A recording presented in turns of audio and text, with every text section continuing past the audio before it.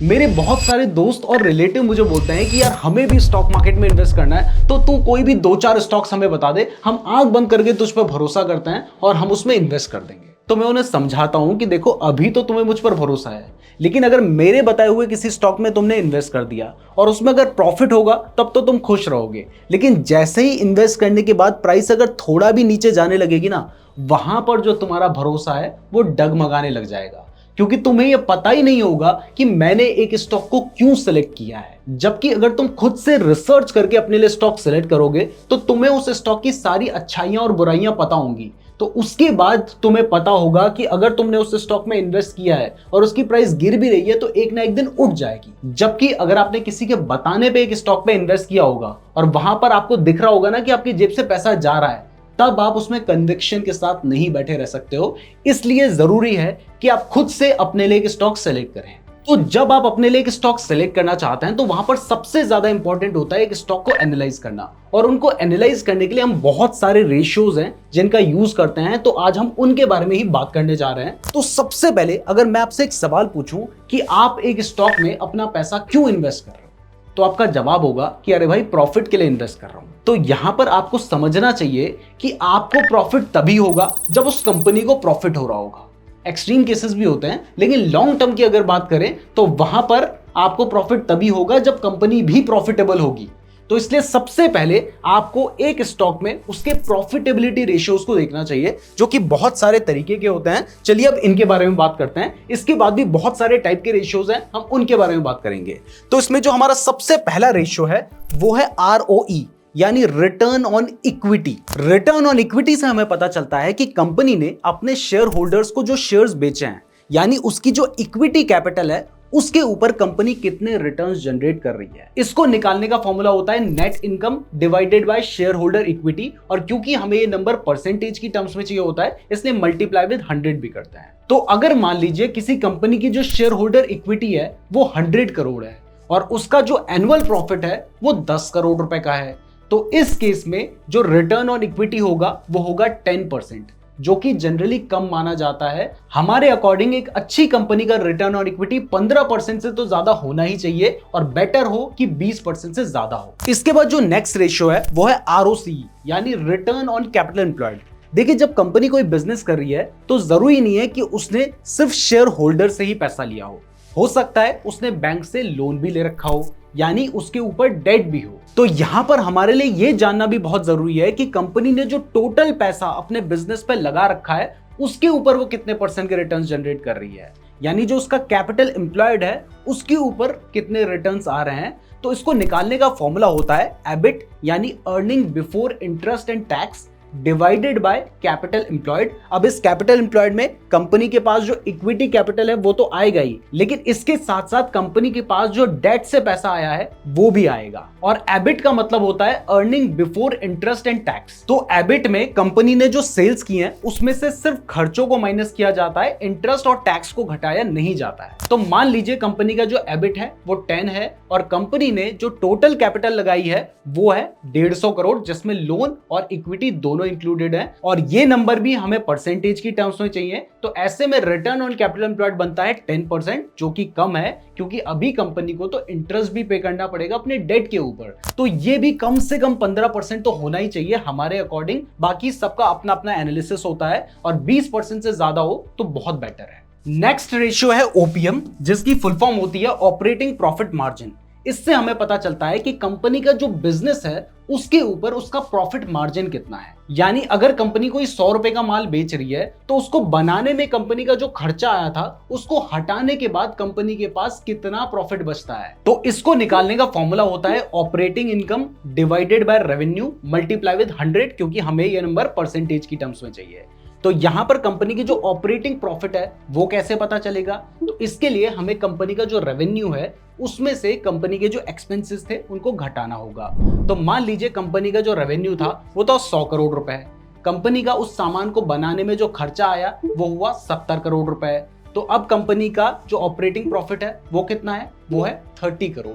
और कंपनी का रेवेन्यू कितना है, वो है 100 करोड़। तो इसको अगर हम कैलकुलेट करें तो ये निकल कर आता है 30%। अब जब आपको पता है कि ए कंपनी का जो ऑपरेटिंग प्रॉफिट है वो 30% है, जबकि अगर आपको दिखाई देता है कि बी एक कंपनी है सेम कैटेगरी की और उसका जो ऑपरेटिंग प्रॉफिट है वो 40% है, तो यहां पर आप समझ सकते हैं ना कि कौन सी कंपनी ज्यादा बेटर है। तो इसके लिए ओपीएम का यूज किया जाता है। अब इसके बाद जो हमारा नेक्स्ट रेशियो है वो है एनपीएम यानी net profit margin. Net profit margin और ऑपरेटिंग प्रॉफिट मार्जिन में सिर्फ इतना फर्क है कि ऑपरेटिंग प्रॉफिट मार्जिन में हमने कंपनी का उस प्रोडक्ट को बनाने में जो खर्चा आया था सिर्फ उसको घटाया है, जबकि नेट प्रॉफिट मार्जिन निकालने के लिए हमें कंपनी के बाकी जो खर्चे होते हैं, जैसे कंपनी को टैक्सेस पे करने होते हैं, इंटरेस्ट के ऊपर लोन पे करना होता है, तो इसको भी हटाना होता है। यानी कंपनी का जो नेट प्रॉफिट है उसका मार्जिन हम पता करते हैं, तो इसका फॉर्मूला होता है net profit divided by revenue multiply with 100। तो मान लेते हैं कि कंपनी ने 100 करोड़ का माल बेचा, यानी उसका रेवेन्यू 100 करोड़ है, जिसको बनाने में कंपनी का 70 करोड़ का खर्च तो आया, लेकिन उसके बाद उसे लगभग 10 करोड़ रुपए का टैक्स वगैरह भी पे करना पड़ा। तो यानी उसका जो टोटल एक्सपेंस हो गया वो हो गया 80 करोड़। तो इस केस में उसका नेट प्रॉफिट कितना है, 20 करोड़ है। तो 20 crore divided by 100 crore multiply with 100, यानी यहां पर कंपनी का नेट प्रॉफिट मार्जिन निकल कर आता है 20%। तो इससे आपको कंपनी की ओवरऑल एबिलिटी पता चलती है कि उसका जो रेवेन्यू है उसमें से कितना प्रॉफिट कंपनी निकाल पा रही है। अब नेक्स्ट है ईपीएस यानी अर्निंग पर शेयर। इसके बारे में बताने से पहले अगर आप स्टॉक मार्केट में इन्वेस्ट या ट्रेड करने के लिए बेस्ट डीमैट अकाउंट खुलवाना चाहते हैं तो कुछ अच्छे डीमैट अकाउंट के लिंक मैंने आपको डिस्क्रिप्शन पे दे रखे हैं, तो डिस्क्रिप्शन जरूर चेक कर लीजिएगा। और हाँ, यहाँ पर तो हम बेसिक चीजें डिस्कस कर रहे हैं। अगर आप हर एक चीज को डिटेल में सीखना चाहते हैं इन्वेस्टिंग से रिलेटेड, तो इसके ऊपर हमने एक 46 लेक्चर्स का कोर्स बना रखा है, जो कि लगभग 12 घंटे का कोर्स है, जिसको आप हमारे ऐप नीरज जोशी पे बाय कर सकते हैं। और इवन वहां पर 2 लेक्चर्स तो आप बिल्कुल फ्री में देख सकते हैं। तो हमारे ऐप नीरज जोशी को आप प्ले स्टोर से डाउनलोड कर सकते हैं, लिंक आपको इस वीडियो के डिस्क्रिप्शन पे भी मिल जाएगा। तो ये जो ईपीएस यानी अर्निंग पर शेयर है, ये बहुत ही सिंपल है और बहुत यूजफुल भी है, क्योंकि इससे हम ये पता कर सकते हैं कि कंपनी अपने एक शेयर पर कितनी अर्निंग कर रही है। इसको निकालने का फॉर्मूला होता है net income divided by total number of shares. यानी मान लीजिए कोई कंपनी है जिसने 100 करोड़ रुपए कमाए हैं एक साल में, और उसके जो टोटल नंबर ऑफ शेयर्स हैं वो हैं 10 करोड़। तो ऐसे में उसका अर्निंग पर शेयर यानी एक शेयर के ऊपर कंपनी जो अर्निंग कर रही है वो होगी 10 रुपीज। तो इससे आपको पता चलता है कि कंपनी अपने एक शेयर पर कितनी अर्निंग कर रही है। अब सिर्फ इसके बेसिस पर हम ये डिसाइड नहीं कर सकते कि जिसकी अर्निंग ज्यादा है वो बेटर है, क्योंकि यहां पर इस बात पर भी ये चीज डिपेंड करती है कि कंपनी की शेयर की प्राइस कितनी है। क्योंकि हो सकता है कि एक कंपनी के शेयर की प्राइस 1000 रुपए है और वो एक शेयर पर 10 रुपए कमा के दे रही है, जबकि दूसरी कंपनी के शेयर की प्राइस 100 रुपए है और वो उस जगह पर भी 10 रुपए कमा के दे रही है। तो हमें शेयर प्राइस से भी इसको कंपेयर करना होता है, जो कि इसके बाद में आपको जो रेशियोज बताऊंगा वैल्यूएशन वाले, उसमें हम करना सीखेंगे। इसके साथ ही लास्ट में मैं आपको ये भी बताऊंगा कि इन सारे रेशियोज को आप कहां पर चेक कर सकते हैं, तो आपको टेंशन लेने की जरूरत नहीं है। तो अब जो हमारा नेक्स्ट रेशियो है वो है डीपीआर यानी डिविडेंड पे आउट रेशियो। आपको पता है कि कुछ ऐसी कंपनीज होती हैं जो कि डिविडेंड भी देती हैं। रिसेंटली मेरा एक स्टॉक है, उसने मुझे भी डिविडेंड दिया है। कमेंट में अगर नाम गेस कर सकते हो तो जरूर करना। तो ये जो डिविडेंड पे आउट रेशियो है, ये हमें बताता है कि कंपनी अपनी अर्निंग का कितना परसेंटेज डिविडेंड की फॉर्म में देती है। इसको निकालने का फॉर्मूला होता है total dividend divided by net income into 100। तो मान लीजिए कोई कंपनी है जिसने 100 करोड़ का डिविडेंड दिया है, लेकिन उसने पूरे साल में 1000 करोड़ कमाए हैं। तो 100 crore divided by 1000 crore into 100, यानी कंपनी का जो डिविडेंड पे आउट रेशियो होगा वो होगा 10%। अब देखो, प्रॉफिटेबिलिटी रेशियो से आपको ये तो पता चल गया कि कंपनी प्रॉफिटेबल है या फिर नहीं, लेकिन हमारे लिए ज्यादा इंपॉर्टेंट यह है कि कंपनी का जो प्रॉफिट है वो बढ़ रहा होना चाहिए, कंपनी की जो सेल्स है वो भी बढ़ रही होनी चाहिए। तो ये बहुत ज्यादा इंपॉर्टेंट है, क्योंकि अगर सेल्स बढ़ेगी नहीं तब भी कंपनी के शेयर की प्राइस नहीं बढ़ेगी। तो जब भी आप एक स्टॉक में इन्वेस्ट करना चाहते हैं तो आपने इन दोनों मैट्रिक्स को जरूर देखना है। अब इसको हम ज्यादा कॉम्प्लिकेट नहीं करते हैं और इजीली समझते हैं। मान लीजिए एक कंपनी है जिसने लास्ट ईयर 100 करोड़ की सेल्स की थी, 100 करोड़ का माल बेचा था, और इस साल उस कंपनी ने 130 करोड़ का माल बेच दिया है। तो इसका सीधा सीधा मतलब है कि कंपनी की जो सेल्स है वो 30% बढ़ गई है। और इसकी जगह पर अगर कंपनी ने लास्ट ईयर 100 करोड़ का माल बेचा था और इस साल कंपनी 80 करोड़ का ही माल बेच पाती है, तो इसका मतलब है कि कंपनी की जो सेल्स हैं वो डिक्लाइन की हैं। तो हमें हमेशा ऐसी कंपनी में इन्वेस्ट करना चाहिए जिनकी सेल्स बढ़ रही हो, और ये जो सेल्स ग्रोथ है ये आपको सिर्फ एक साल की नहीं देखनी है, क्योंकि एक साल में तो कंपनी की सेल्स किसी भी रीजन की वजह से बढ़ सकती है। आपको देखना है कि पिछले 3 साल में या पिछले 5 साल में कंपनी की जो सेल्स ग्रोथ है वो अच्छी खासी होनी चाहिए। इसके साथ साथ हमेशा ये भी देखो कि कंपनी ने इस क्वार्टर में जो सेल्स की है, यानी पिछले 3 महीने में जो सेल्स की हैं, लास्ट ईयर के सेम क्वार्टर के कंपैरिजन में भी क्या उसकी सेल्स बढ़ी है या फिर नहीं, ये आपको जरूर देखना है। इसके साथ साथ हम प्रॉफिट ग्रोथ की बात करें तो देखिए आपको यह भी देखना है कि सेल्स तो बढ़ रही है लेकिन कंपनी का प्रॉफिट भी बढ़ना चाहिए, क्योंकि सेल्स तो कंपनी डिस्काउंट देकर भी बढ़ा सकती है, अगर साथ में प्रॉफिट नहीं बढ़ रहा है तो ये एक पॉजिटिव बात नहीं होगी। यानी कंपनी के सेल्स के साथ साथ उसका प्रॉफिट भी बढ़ रहा होना चाहिए, और ये भी आपको सिर्फ 1 साल का नहीं देखना है, इसके साथ साथ आपको 3 साल और 5 साल में कंपनी का प्रॉफिट किस रेट से बढ़ रहा है इसको जरूर देखना है। और इसके साथ साथ ही आपने कंपनी का ईयर ऑन ईयर बेसिस पर जो उसका क्वार्टरली प्रॉफिट ग्रोथ है वो भी देखना है। यानी अभी जो ये जून 2024 का क्वार्टर 1 है, आपको इसे कंपेयर करना है जून 2023 के क्वार्टर 1 से। अब ग्रोथ मैट्रिक्स को आपने समझ लिया है, लेकिन मान लो कंपनी की सेल्स और प्रॉफिट तो बहुत बढ़ रहा है लेकिन कंपनी के ऊपर बहुत ज्यादा कर्जा है, तो ऐसे में कंपनी जो कमाएगी वो बस बैंक को इंटरेस्ट भरती रह जाएगी और आपके हाथ में कुछ नहीं लग पाएगा। यानी हमारे लिए ये देखना भी जरूरी है कि कंपनी के ऊपर बहुत ज्यादा कर्जा नहीं होना चाहिए, और अगर कंपनी के ऊपर कर्जा है भी तो भी उसका जो इंटरेस्ट है वो कितनी आसानी से पे कर सकती है। तो इसके लिए 2 रेशियोज होते हैं जो लेवरेज रेशियोज के अंदर आते हैं। तो इसमें सबसे पहला है डेट टू इक्विटी रेशियो। इससे हमें पता चलता है कि कंपनी के पास इक्विटी यानी शेयर होल्डर से जो पैसा आया है उसके कंपैरिजन में कितना उसके ऊपर कर्ज है। अब देखो आपको पता है कि कंपनी ने जो कर्ज लिया है उसके ऊपर उसे इंटरेस्ट पे करना होगा, जबकि जो इक्विटी कैपिटल है उसके ऊपर उसे कोई भी इंटरेस्ट पे नहीं करना है। तो इसलिए जनरली माना जाता है कि कंपनी के पास इक्विटी कैपिटल ज्यादा होनी चाहिए डेट के कंपैरिजन में। तो इसको निकालने का फॉर्मूला होता है total date divided by share holder equity. तो मान लीजिए कंपनी के ऊपर 50 करोड़ रुपए का डेट है और उसके पास 100 करोड़ रुपए आए हैं इक्विटी के थ्रू, तो यहां पर डेट टू इक्विटी रेशियो हो जाएगा 0.5, जो कि एक अच्छा डेट टू इक्विटी रेशियो है, यानी इतना मैनेज किया जा सकता है। लेकिन अगर कंपनी का डेट टू इक्विटी रेशियो 1 से ज्यादा है तो माना जाता है कि यह थोड़ा रिस्की है। तो पर्सनली मैं ऐसी कंपनीज को ही प्रेफर करता हूं जिनके ऊपर ज्यादा कर्ज ना हो, क्योंकि उन्हें ज्यादा इंटरेस्ट भी पे करना पड़ेगा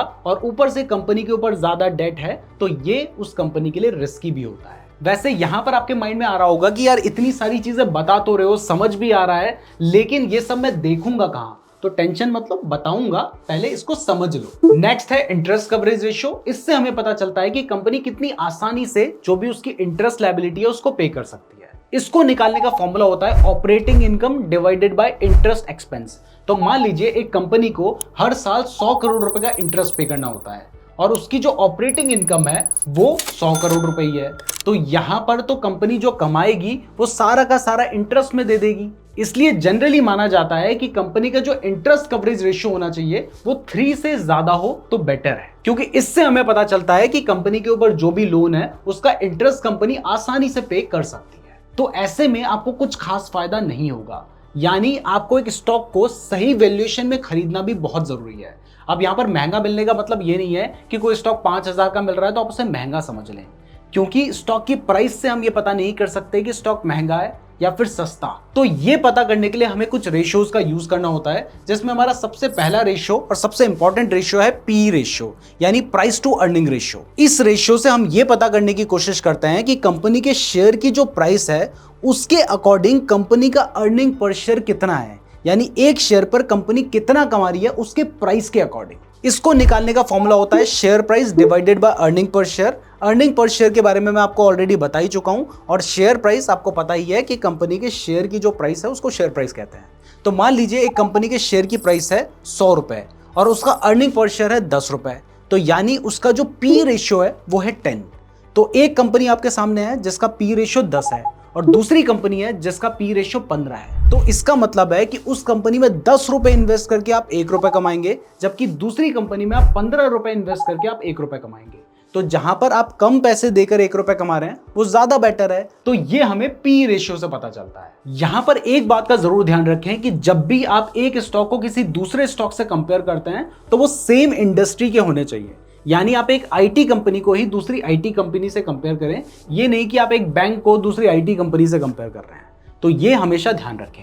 अब इसके बाद जो हमारा नेक्स्ट रेशियो है वो है पीबी रेशियो, यानी प्राइस टू बुक रेशियो। लेकिन यहां पर जो बुक वैल्यू कहा जा रहा है उसका मतलब होता है कि कंपनी की जो टोटल एसेट्स हैं, जो भी प्रॉपर्टीज हैं, उसको अगर बेच दिया जाए और उसमें से कंपनी के ऊपर कुछ लोन भी होगा, लायबिलिटीज भी होंगी, उनको पे कर दिया जाए, तो कंपनी के पास जो पैसा बचेगा उसको बुक वैल्यू कहा जाता है। यानी बुक वैल्यू का फॉर्मूला होता है एसेट्स माइनस लायबिलिटीज। तो अगर मान लीजिए कोई कंपनी है जिसके पास बहुत ज्यादा एसेट्स हैं, उसने बड़े बड़े डैम बना रखे हैं और उसके ऊपर बहुत सारी लायबिलिटीज भी हैं, तो इस केस में हम पीबी रेशियो को यूज करें वैल्यूएशन के लिए तो ये ज्यादा बेटर रहता है। तो पीबी रेशियो निकालने के लिए आपको कंपनी के शेयर प्राइस से उसकी बुक वैल्यू पर शेयर को डिवाइड करना होता है। बुक वैल्यू कैसे निकालनी है वो आपको पता चल ही गया है, और उसको अगर हम टोटल नंबर ऑफ शेयर से डिवाइड कर दें तो बुक वैल्यू पर शेयर हमारे सामने निकल आती है। तो हमने शेयर प्राइस को बुक वैल्यू पर शेयर से डिवाइड करना है और ऐसे हमारे सामने पीबी रेशियो निकल कर आ जाता है, और ये जितना कम हो उतना बेटर माना जाता है। यानी इसका मतलब है कि कंपनी हमें उतनी सस्ती मिल रही है। अब नेक्स्ट है पीईजी रेशियो। मान लीजिए एक कंपनी है जिसका पी रेशियो है 15 और दूसरी कंपनी है जिसका पी रेशियो है 10। अब यहां पर मैंने आपको बताया है कि जिसका पी रेशियो कम है वो कंपनी बेटर है, लेकिन इस जगह पर हम एक बहुत ही इंपॉर्टेंट चीज है जो कि है उस कंपनी की ग्रोथ, उसको इग्नोर कर रहे हैं। क्योंकि मान लो जिस कंपनी का पी रेशियो 15 है उसकी ग्रोथ है 50% की, यानी उसका प्रॉफिट 50% के रेट से ग्रो कर रहा है, जबकि जिस कंपनी का पी रेशियो 10 है वो कंपनी ग्रो ही नहीं कर रही।